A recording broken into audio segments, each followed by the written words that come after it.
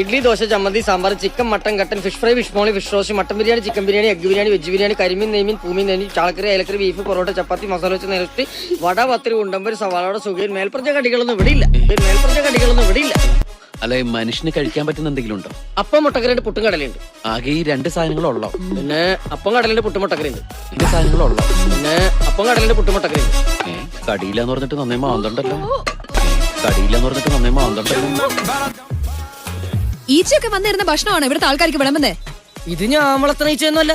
അതുകൊണ്ട് തന്നെ അയ്യോ ഈച്ച ഇവിടെ വരില്ലെന്ന് പറഞ്ഞാൽ ഈച്ച അനുസരിക്കാനും പോണില്ല. അയ്യോ ഈച്ച ഇവിടെ വരില്ലെന്ന് പറഞ്ഞാൽ ഈച്ച അനുസരിക്കാനും പോണില്ല. Show me your hands. എന്ത് കുഴപ്പം? നല്ല സൂപ്പർ കൈയാണല്ലോ. ഈച്ചയ്ക്ക് കൈ നോക്കാൻ അറിയാമോ? ഈ കൈ കൊണ്ടാണോ താൻ ഇവിടുത്തെ സാധനങ്ങൾ എടുത്തുകൊണ്ടേ വെക്കുന്നത്? ക്ലീൻ ചെയ്തൂടെ? പിന്നെ എനിക്കിവിടെ തൂറാൻ പോലും സമയം കിട്ടല്ലോ. അതിനിടക്കല്ലേ കൈയുടെ നഖം വെട്ടാൻ പോണു. എനിക്ക് തന്നെ ഭക്ഷണം വേണ്ട.